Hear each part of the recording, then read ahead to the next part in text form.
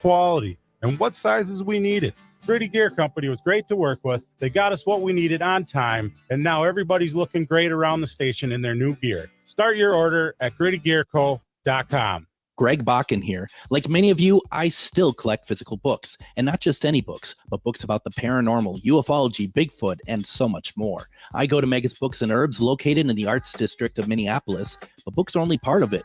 Megas Books and Herbs offers crystals, jewelry, herbs, oils, and consultations on how to use this stuff. Check out their in-store classes and events too. This place has everything to expand your horizons. Located at 1848 Central Avenue, Minneapolis, or visit megasbooks.com. Are you one of thousands of individuals who know you have psychic abilities but don't know how to tap into your higher self? Refined Divine is an extremely gifted psychic medium who offers classes that can help you reach your goals. Refined Divine holds classes Monday and Thursday at her 2 locations and via Zoom. Classes consist of manifestation, learning psychic abilities, shadow work, and healing trauma. Refined Divine has helped thousands, and she can help you. This is Psychic Medium Deb. You can go to refineddivinepsychic.com. With a look at your AM 950 weather, I'm Patrick Lolia. Tonight, partly cloudy with a low of 59, then showers and thunderstorms possible Thursday with a high of 85. Join Alok, a trans icon and comedy sensation, for Harry's Situation at the Uptown Theater on October 23rd. It's funny, it's flippant, it's fabulous, and it's not to be missed. Get your tickets now at Ticketmaster.com. Portions of the following program may be pre-recorded. The views expressed and the opinions given by the individual host, guest, random reptoid, or chupacabra may not necessarily reflect those of AM 950 Radio, its affiliates, or its sponsors. Now, it's time to step into the unknown.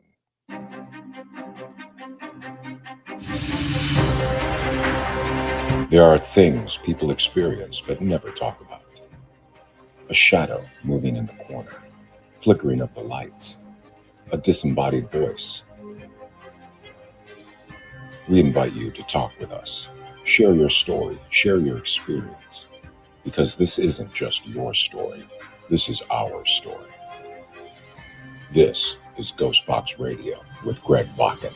And this is GhostBox Radio on AM 950, where every night we talk about the paranormal, ufology, Bigfoot, and so much more. My name is Greg Bakun. Thank you very much for joining me tonight on this Wednesday evening. And normally on Wednesdays, we have over in Eden Prairie, Adam joining us, running the board from the station. Unfortunately, Adam is under the weather tonight, so he's not going to be able to join us. So I believe he's going to be with me on Friday for Casual Friday. So, but if you're all wondering where he is tonight, he's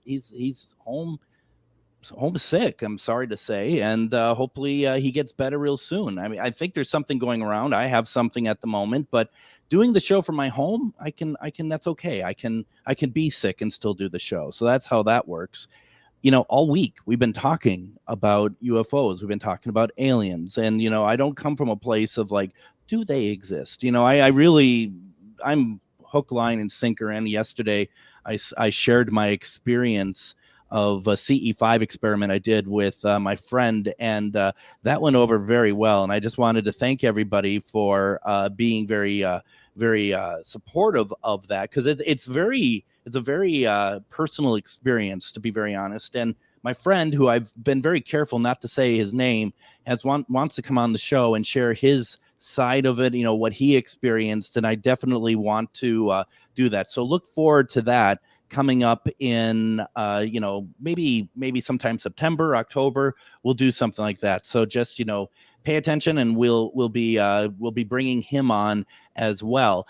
Tonight, though, I am really excited. I've talked about this before. I really enjoy the stories of especially presidents and aliens, and we had on our guest about 2 months ago, something like that. We were talking about President Richard Nixon, showing Jackie Gleason bodies of aliens. I mean, that's pretty crazy on its own, but to me, completely believable. And it was such a great conversation, and so many people really enjoyed it. I wanted to bring back author Paul Blake-Smith tonight to talk about something else. And what we're talking about tonight is from another book he wrote. The book is called President Eisenhower's Close Encounters. And we're talking about a situation where President Eisenhower may have met aliens and created some sort of, I don't know if the word treaty or an agreement or whatever it is.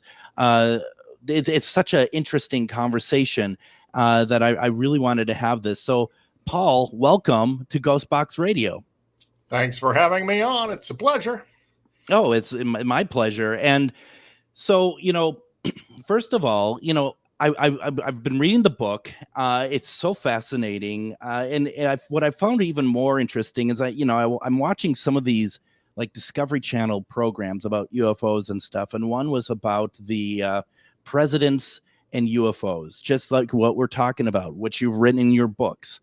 And I was really surprised that what you are talking about in your book that we just talked about, that is President Eisenhower's Close Encounters. I was watching one that they're going through presidents from FDR to Kennedy, only that short amount of time. And when they brought up Eisenhower, it really was more like he's unaware of anything that's going on. By that point, power and any sort of discussion about UFOs was strictly with the Majestic 12. And I'm curious to start off with, and I obviously get you in to talk about the entire story. Is this something that not a lot of people talk about? Is this something that mainly has come from like written by like you and maybe a few others? Yeah, I think Eisenhower was just the opposite. He probably knew more about extraterrestrial visitation than almost any president. Mm-hmm. And we'll get into the reasons why. But I think it began in World War II when he was head of the Allied forces in Europe, trying to get everyone on the same page to fight and destroy the Nazi Empire. And there were so many Foo Fighters or daylight discs, orbs, things that were dodging in and out of aerial traffic, bombers and fighters and such. And the reports made their way to Eisenhower. And in one case, supposedly Eisenhower discussed this with Churchill, mm-hmm. A particularly noteworthy UFO that kind of dodged around and dogged a British bomber as it went over the British Channel, the English Channel, and that they decided, let's keep this under wraps. Let's not discuss it. We don't want to disturb the people who would need to focus on the war effort and not whether we're alone in the universe. And they are also both deeply Christian men. And they said, we don't want to disrupt the church or people's belief in God. And when he became president a decade later, Eisenhower became the first U.S. president to be baptized in office in his first month. He wanted to show how serious he was. And he also was the force behind putting "In God We Trust" on our currency. And he went to church pretty regularly, and he was serious. So think what you may of that. He was focused on obeying God and being a good Christian. And it may have influenced him to say, our people aren't ready for this. When he found out there was an extraterrestrial presence and they wanted to meet him, some of them did, and he went for it and did speak to them in person. And that's what this book is all about. And I'm happy to say, a little scoop for your listeners, that I can't say a whole lot, but I am in talks with a Hollywood producer to turn this and the Eisenhower encounter into major motion pictures. Now, anything can go wrong, but you're getting the inside scoop tonight before something may blow up much bigger in the years to come on the big screen, or possibly straight to a streaming channel at least. So let's keep our fingers crossed.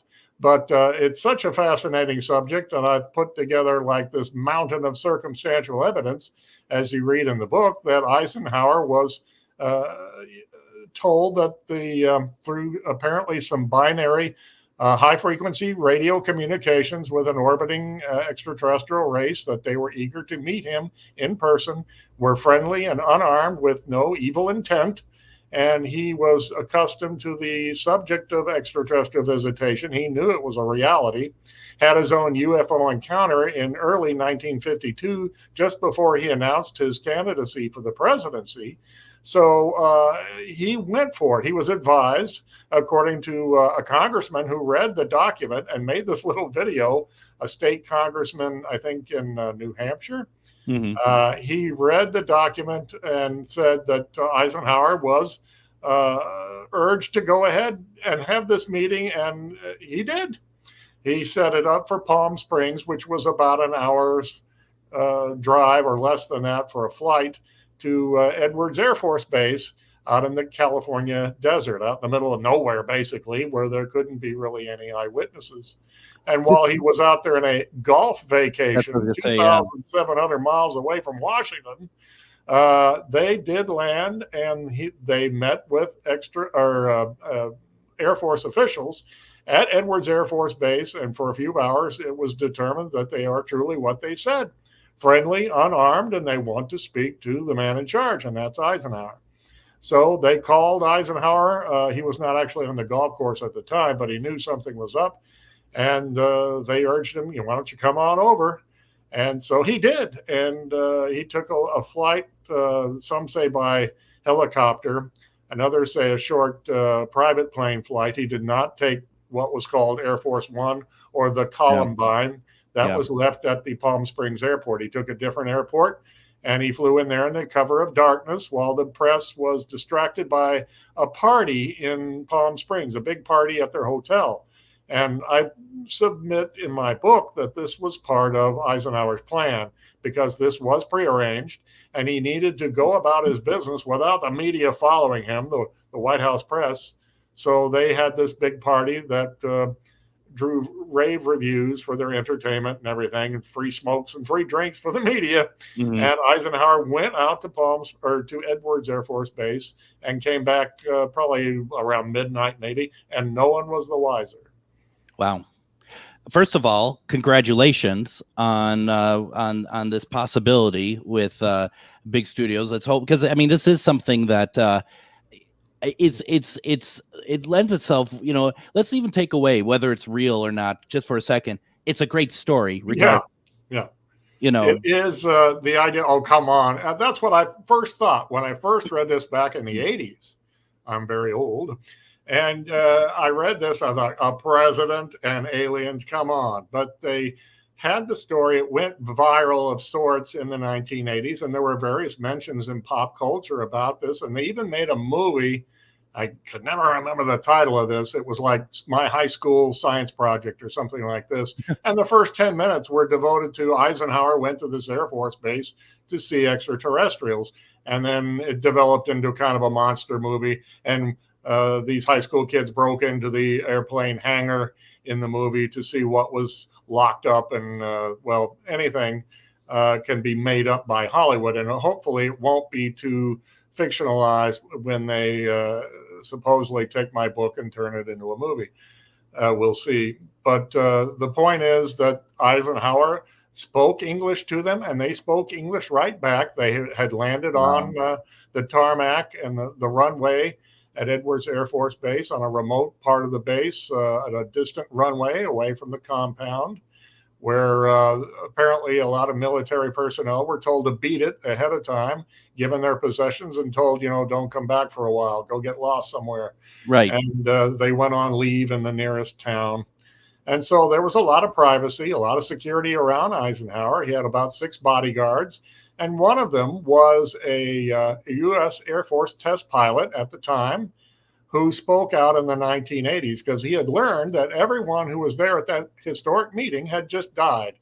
Over the years, they'd passed away. And he said, I was at the meeting. I'm the last one there who's still around today, and I'm going to tell this story anonymously. I don't want my name being used, because he was still on an Air Force pension medical plan. Sure. He didn't want to get into trouble, or his family. Yeah. But he told the story that Eisenhower and the aliens never touched each other, came within a fairly close distance, and had a cordial conversation on the runway at the lip of this airplane hangar. And there were 5 ships, 3 circular, too elongated, or what we call cigar-shaped, and that the aliens looked somewhat like humans, only a little misshapen by our standards. Interesting. Now, I also read in your book that there was a thought that this some of this might have been filmed. Right. Now, and my question to you is, do you know, and you may, I'm assuming you'd be aware of this documentary from the 70s that was supposed to have footage of like a real UFO landing at an airbase, UFOs past, present, and future. And I'm curious if you knew, or you thought that this would have been the footage that they were going to put into that film that was suddenly didn't happen. Yeah, I have a whole chapter on that in my Nixon-Gleason Alien Encounter book, which is a sequel to the Eisenhower story. Supposedly, this happened in 1971 in, I think, Holloman Air Force Base. Yeah, that's right. Yeah, 3 discs came over, and one was obviously having mechanical problems and managed to land on a runway and outstep some friendly extraterrestrials who spoke, I don't know whether it was in English, verbally, or used mental communication. But that was an interesting story, apparently during Nixon's time in office. So that came about in 71. The Eisenhower story was February 19th, 1954. And just as one little piece of, I think, important information, Nixon went to Homestead Air Force Base over this extraterrestrial matter that he let Jackie Gleason in on the 19th anniversary of that, February 19th, 1973. I don't think it was a coincidence. I think Nixon had to be there to attend to a kind of treaty renewal that Eisenhower first established nearly 2 decades before. But this is where we get into what exactly was discussed between Eisenhower and these friendly humanoids that came from either another world or another dimension. So why don't we go ahead and do this? I got some questions in the comments. Let me get in a break first before we go into what maybe they talked about, because I want to make sure that I don't interrupt you too terribly much, because this is I love this. This is really interesting. People in the comments are loving it as well. Folks, if you have any questions for Paul, put them in the comments. I saw a couple in there. We'll get to them, but let's go ahead, take our first break. When we come back, more with Paul Blake Smith. We are talking about President Eisenhower's close encounters, and it seems like there's a lot going on here. You're listening to GhostBox Radio on AM 950.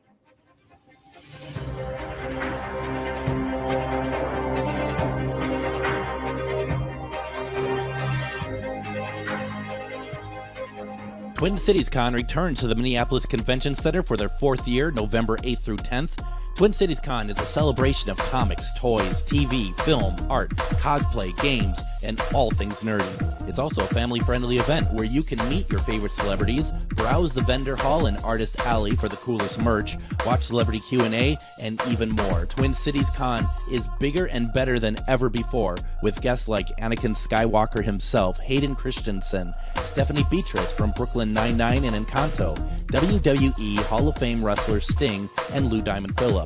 Plus, your favorite voice actors. 3 days of action-packed fun in the heart of Minneapolis at the Minneapolis Convention Center. Tickets start at $25. Kids tickets are just $8 for the entire weekend. VIP tickets also available, including some really cool VIP perks. Don't wait to get your tickets, because early bird pricing is for a limited time. Buy your tickets and get more information at TwinCitiesCon.com.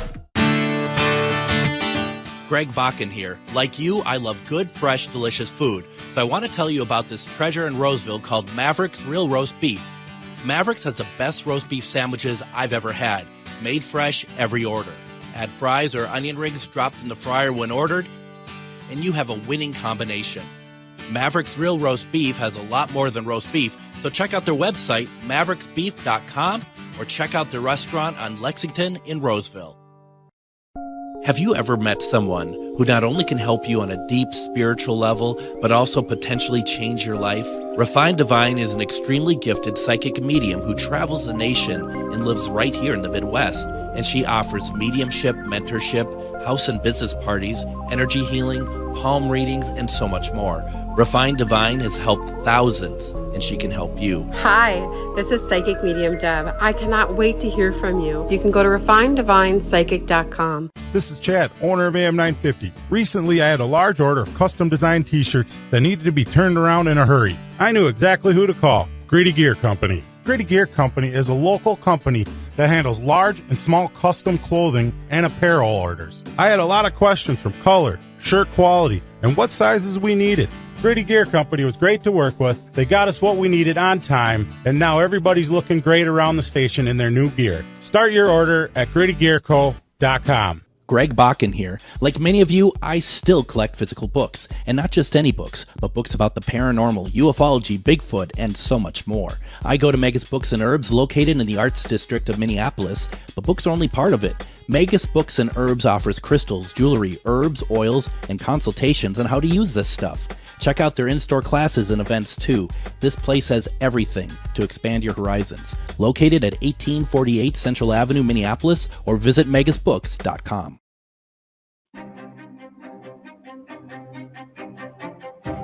And welcome back to GhostBox Radio on AM 950. My name is Greg Bakun. Thank you for joining us on this Wednesday evening. I have with us tonight author Paul Blake Smith. We are talking about his book, President Eisenhower's Close Encounters. And I do want to just remind folks, if you want to buy this book or this book about the Nixon-Gleason a meetup with alien dead bodies or whatever that he'd written about, I put together on my page, ghostboxradio.com / Ghostbox Book Club. It's a way for you to go and get these books through Amazon, but then it's an affiliated link and it helps the show out as well. So it's ghostboxradio.com, Ghostbox Book Club. Consider getting it through there. Otherwise, get it through Amazon. Do you have it, Paul? Do you have them over at like Barnes and Noble and other places as well? Unfortunately, no. That's always ticked me off with my publishers. They don't have it on a Barnes and Noble bookshelves as a physical copy. You have to buy it from Amazon, or you can get the audiobook from Tantor.com, and it's a really good read. I recommend that too. Okay. So yeah, don't go to Barnes and Noble for it. Stay away from it. You're not going to find it there. That's all I know about it. And I got one just down the street, like around the corner, practically. I mean, wouldn't you want to see your books in a, like the book, go in a bookster and find it there? That's unfortunate. Yes, that's what I tell my publishers, and they're just like, yeah, that's great. So we're having a great conversation. Some folks in the comments, it's kind of fun. Linda was like, she had an aha moment. She's like, who wrote the book about Nixon and Gleason? And then she's just like, oh, that's all right. His voice sounds familiar. He's the one that wrote it. So we're I think we understand each other now, Paul. I think we're all up to date here in the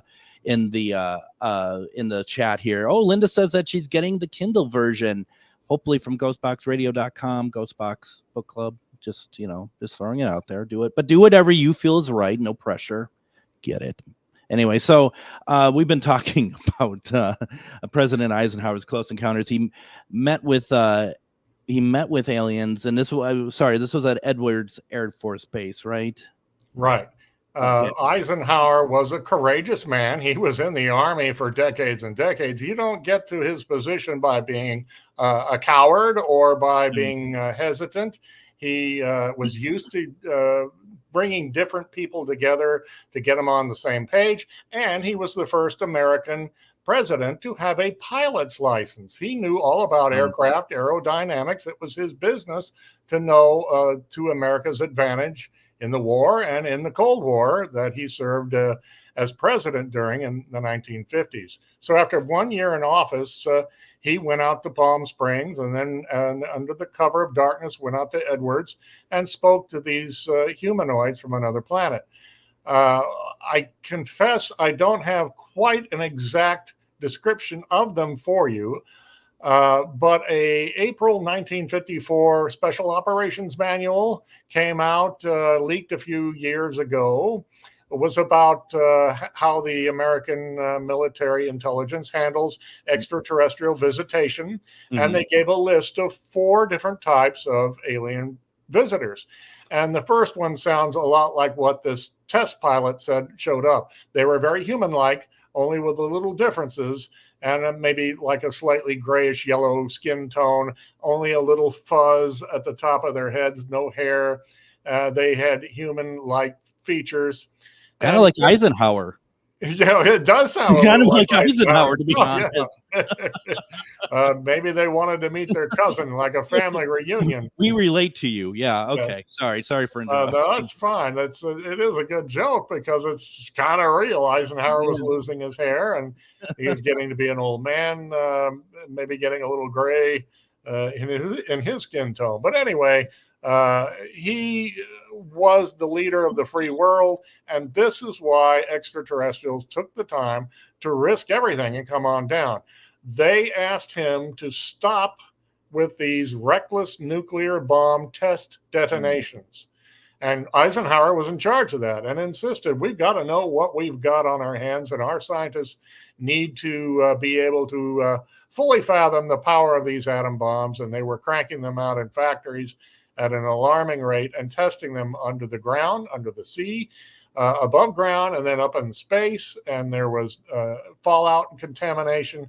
And the aliens supposedly have been monitoring our world, knew our language, our culture, our customs, and knew about the test program and said, please stop doing this, stop polluting the planet. So I think that's a pretty good, legitimate reason to have landed and to ask the man in charge. He was the most popular man on the face of the earth, being a war hero and a landslide winner in a presidential election. Super popular. Ike. I like Ike. I think everyone in history does. He was a pretty effective president. Some rate him in the top 10 in U.S. history. So Eisenhower listened to them and turned them down. He says, I'm not going to disarm unilaterally.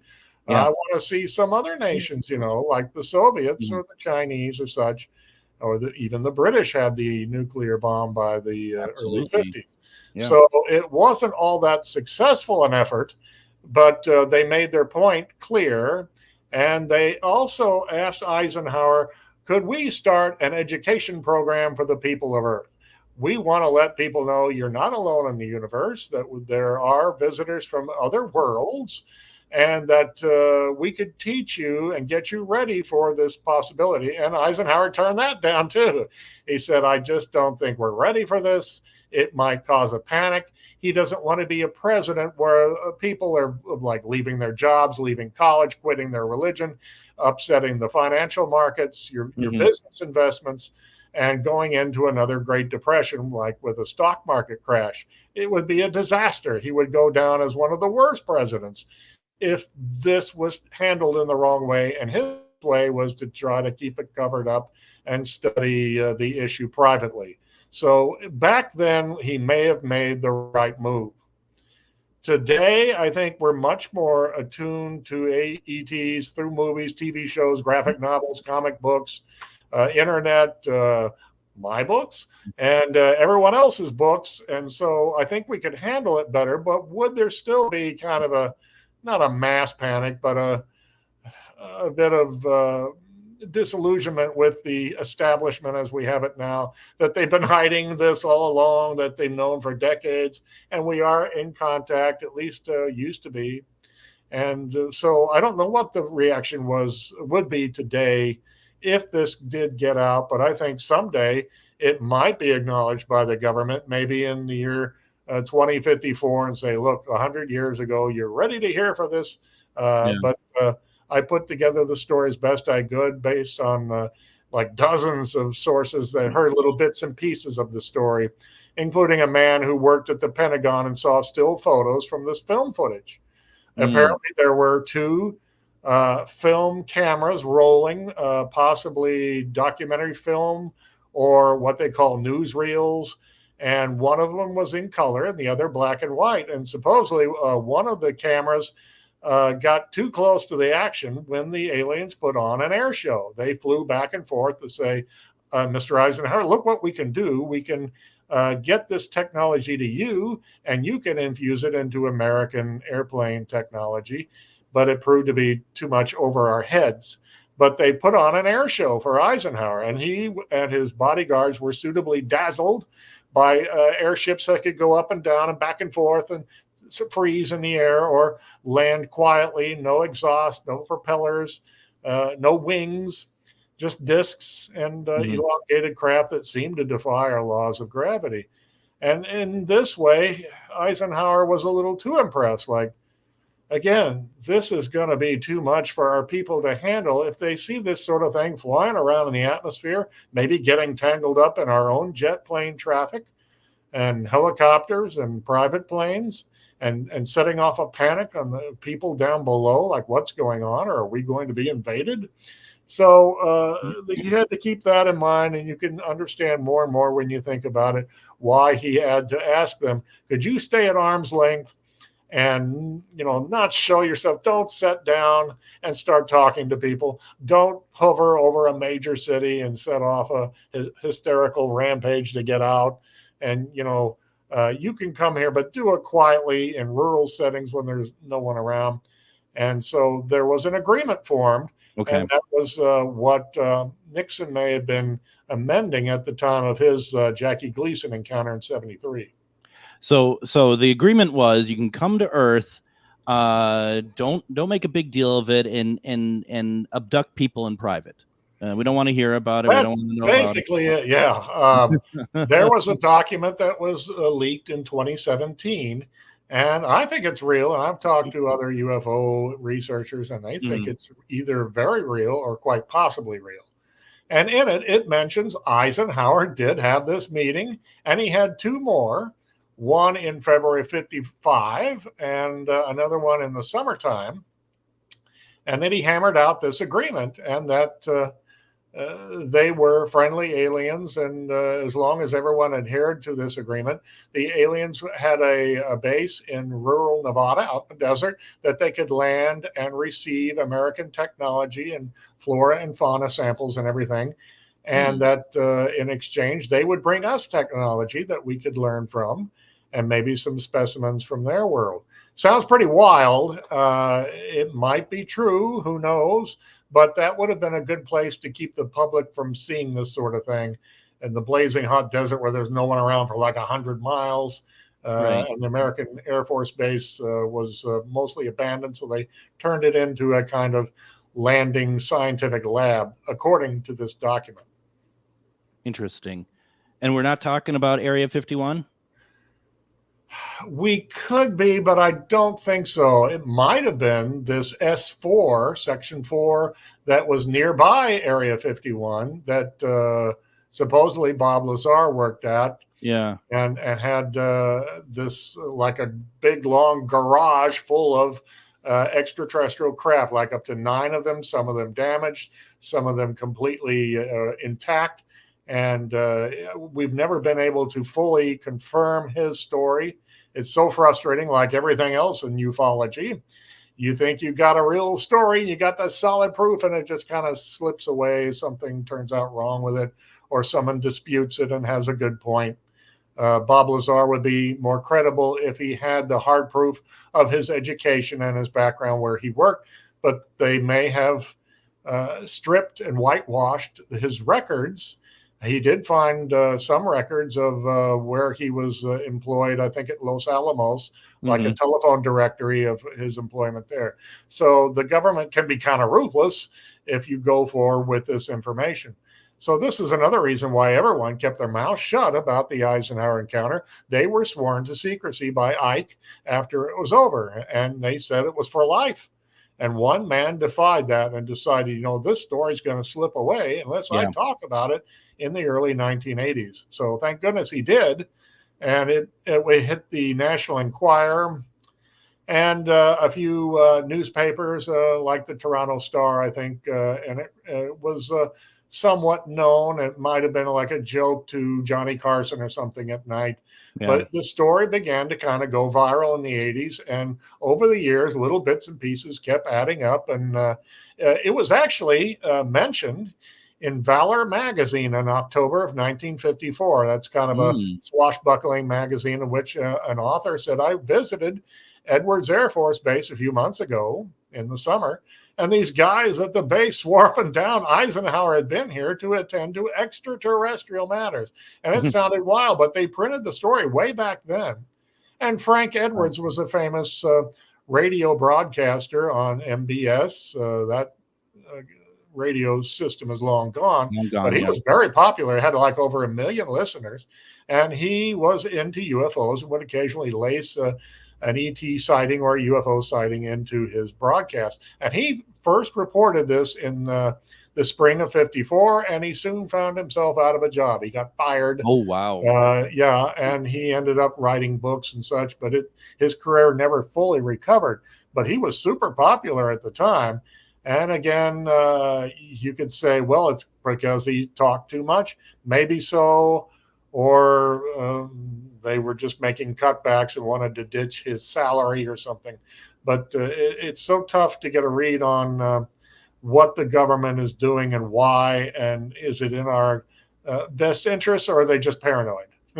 It's really interesting too, the idea of like Eisenhower is very conservative. I mean, and I don't mean politics wise per se. I mean as a human being, a very conservative person, like you said, very Christian, whatever. And first thing that comes to my mind is, what if it was a few years later and it was Kennedy that they spoke to and laid out those same like questions and same offers, and to see, I really wonder how different that would be. And I understand that that's 5 years later, 6 years later, but still, just like the difference, complete difference in their personalities makes me wonder what we would have been in now if they actually talked to President Kennedy instead of President Eisenhower. Yeah.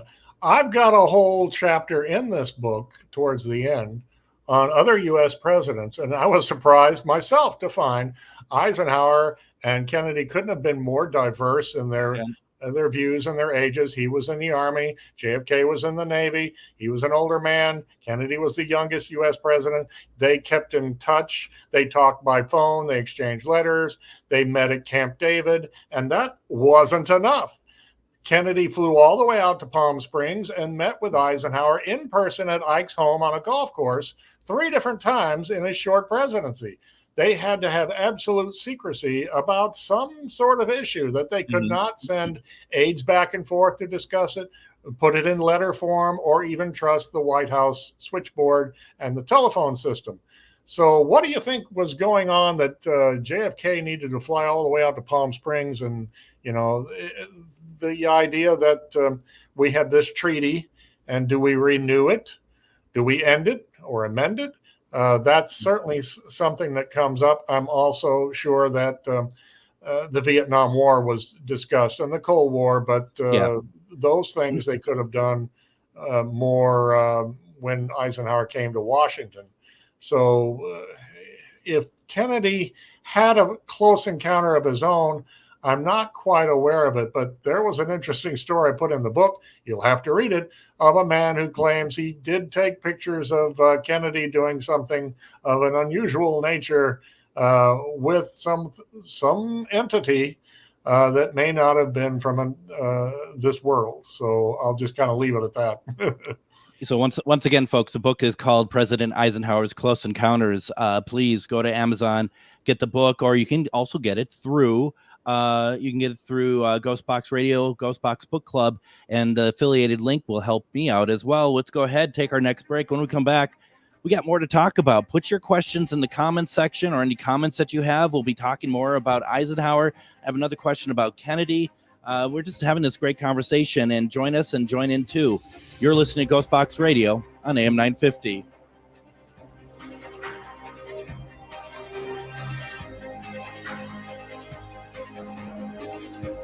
Greg Bakun here. I love historic tours of Minneapolis and seeing everything it has to offer. But if you know me, I like to include a little spooky in my tours, which is why I found the perfect combination. Minneapolis Trolley Tours does this amazing candlelight ghost tour that you have to check out.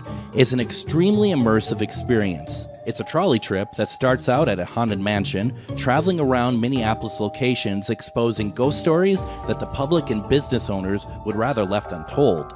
Then a tour of the aforementioned haunted mansion where ghosts of past residents from the 1800s reside, plus a lot of surprises to discover. Next, experience Gertrude's After Hours. Did I I mentioned Gertrude is the mansion's most famous ghost? Maybe she'll show up. And you finish up the tour at Gertrude's Lounge in the haunted basement of the mansion with refreshments and Q&A. The trolleys are climate controlled and the mansion is restored to perfection. Check out MinneapolisTrolleyTours.com for more information. Greg Bakun here. I've told you about the out-of-the-world roast beef sandwiches at Maverick's Real Roast Beef, but I haven't told you about their Philly steak sandwiches, turkey bacon avocado sandwich, BLT, crispy chicken, fish sandwiches, brisket, or pulled pork. Okay, you get the idea. They make a lot of delicious food to the same standard as their famous roast beef sandwiches, and now I'm starving. I'm going to go to Maverick's Real Roast Beef off Lexington and Roseville, and you need to go too. Check out their menu at mavericksbeef.com. Gritty Gear Company is a great place to go for clothing that is fun and expressive. But did you know we also do custom orders on demand? We've worked with all types of companies and organizations, from first responders to even a certain radio station. Our team is here to help you look amazing. Our clothing is of the highest quality, and you will love your logo on the finished product. We are a locally owned small business who simply wants you to look great. Find out more at grittygearcompany.com. We know you value buying local, especially when it comes to your magical supplies. So if you're looking for grimoires, decks, jewelry, candles, or herbs that are locally sourced, then come on down to Magus Books and Herbs. Curated for your ritual, ceremonial, spiritual, and spellwork needs, we've got all the tools to make your working extra. So make that prosperity ritual one that keeps on giving by visiting us at 1848 Central Avenue Northeast in Minneapolis, or visit us online at magusbooks.com. Have you ever met someone who not only can help you on a deep spiritual level, but also potentially change your life? Refined Divine is an extremely gifted psychic medium who travels the nation and lives right here in the Midwest. And she offers mediumship, mentorship, house and business parties, energy healing, palm readings, and so much more. Refined Divine has helped thousands, and she can help you. Hi, this is Psychic Medium Deb. I cannot wait to hear from you. You can go to refineddivinepsychic.com.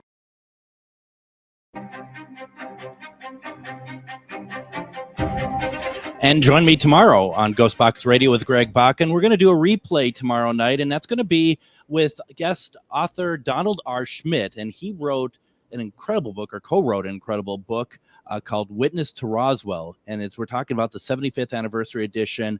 We didn't talk a whole lot. I mean, an hour is not enough to talk about the countless interviews that they conducted over so many years about Roswell, and whether or not it was really a UFO crash landing. Here's a spoiler alert. It was. And this book is pretty amazing.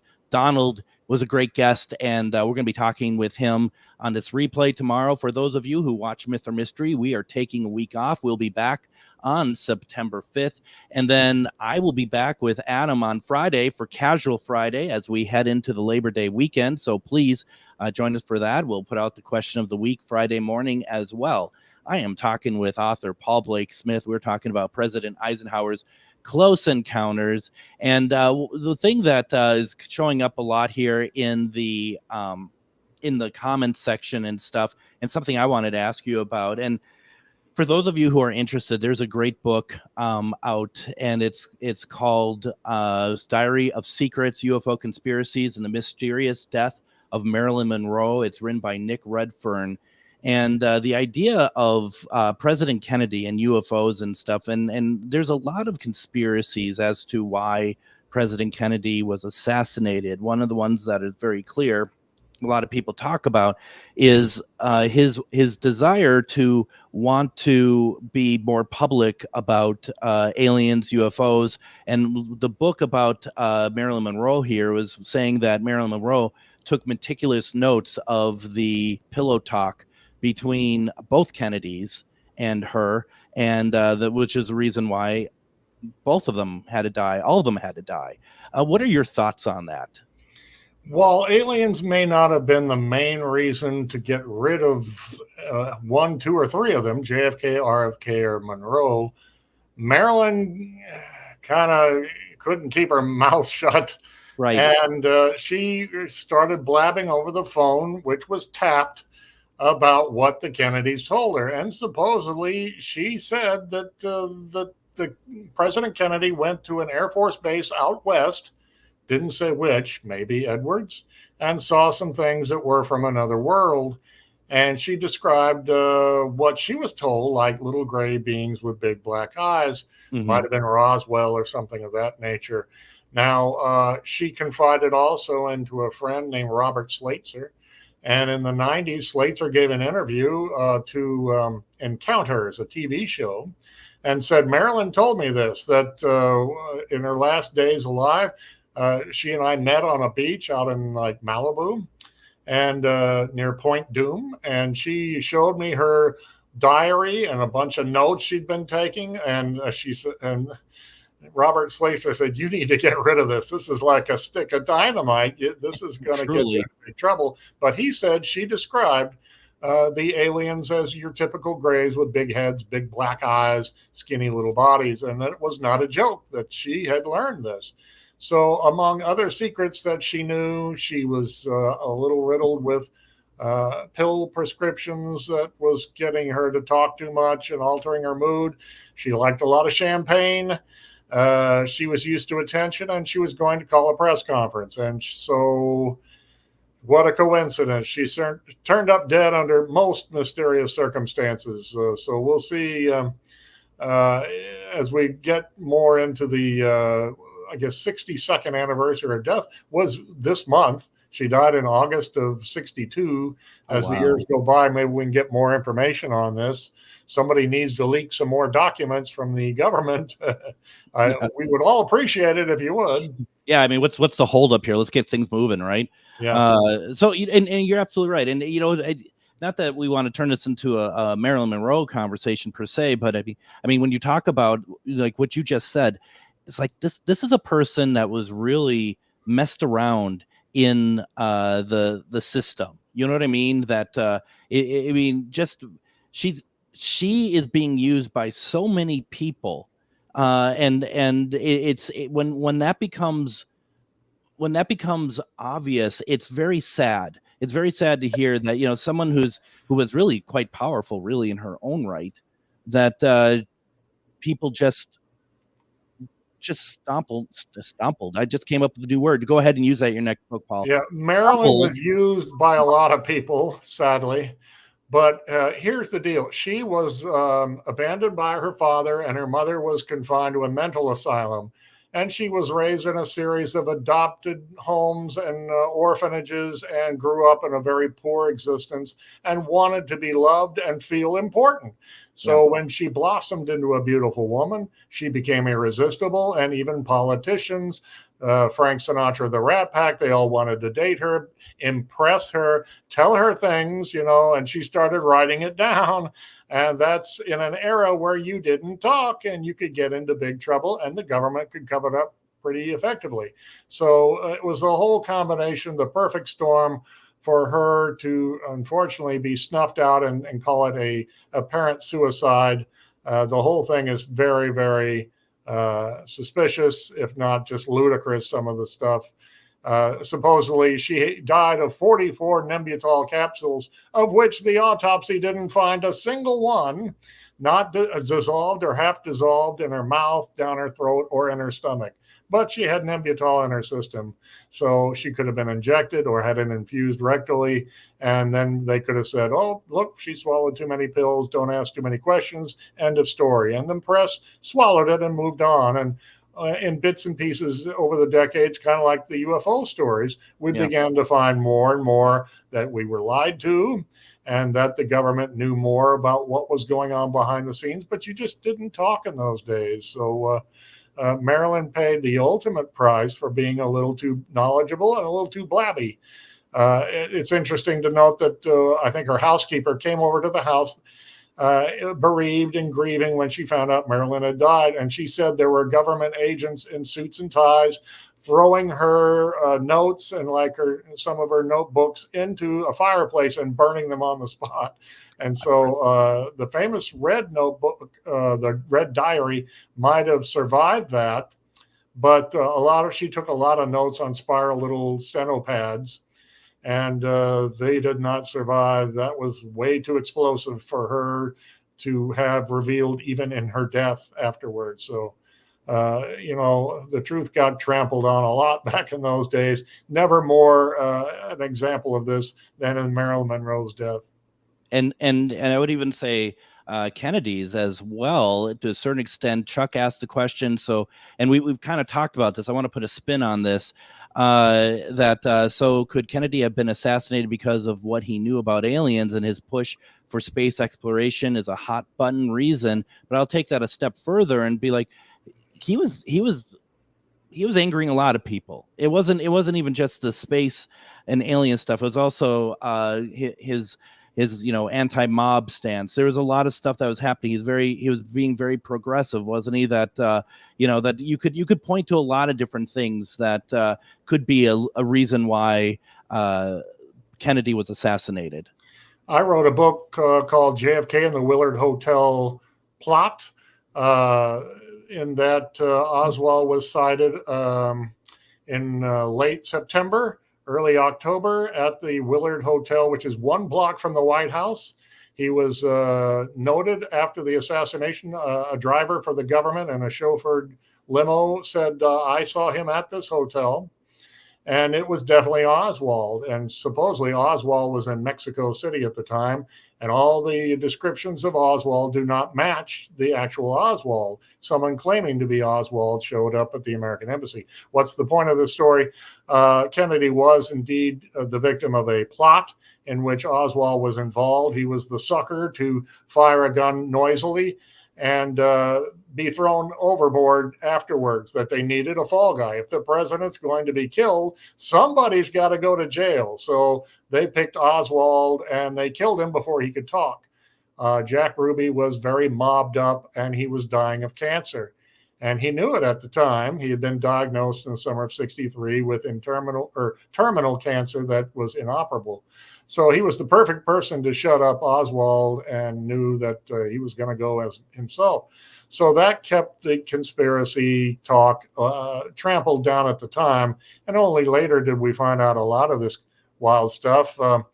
But that the president was the victim of what initially began as a mafia plot, because you hit upon this in your statement. The Kennedys had a war on organized crime. Yeah. What are the mafia going to do? Well, they're going to fight back with everything they got. And what do they do for a living? Kill people.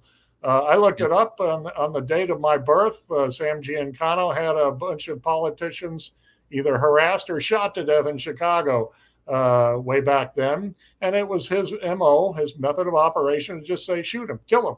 He didn't care about anyone's life. And he may have been behind Marilyn Monroe's death and President Kennedy's death. But the mafia had a problem.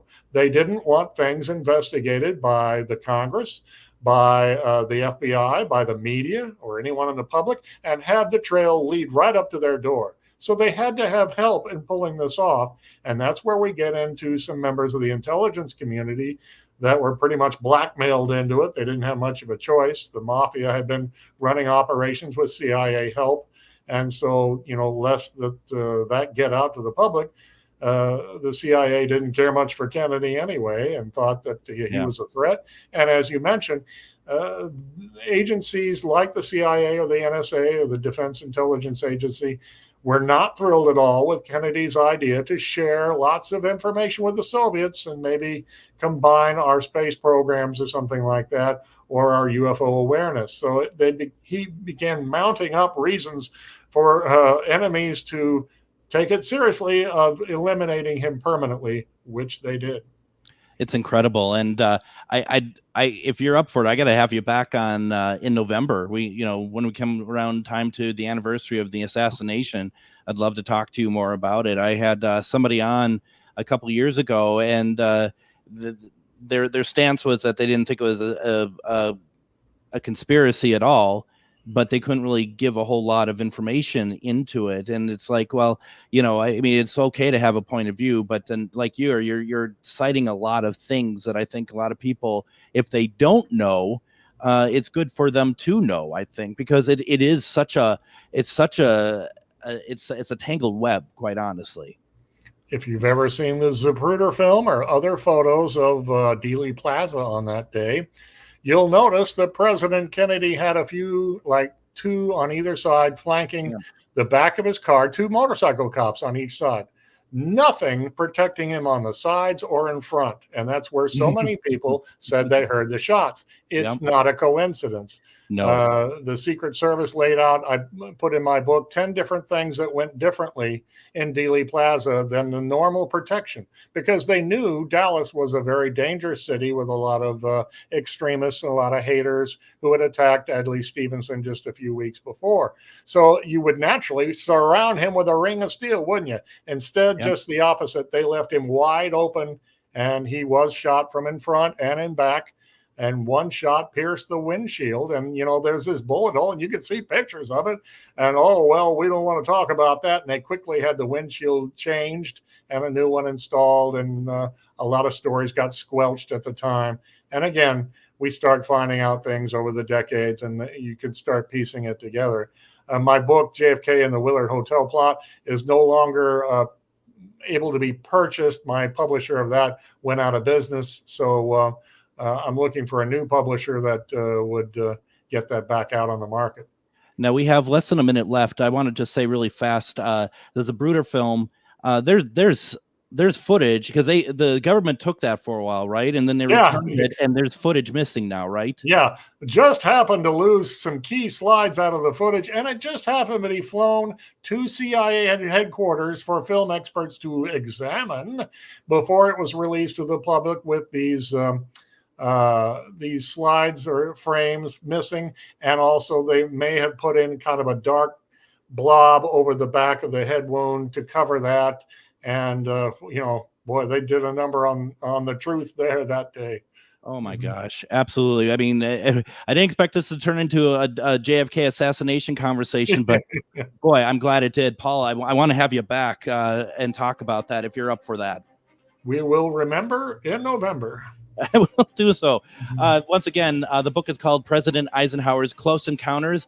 Paul Blake Smith is the author of it. You can get it through Amazon. Go to GhostBox Radio, GhostBox Book Club.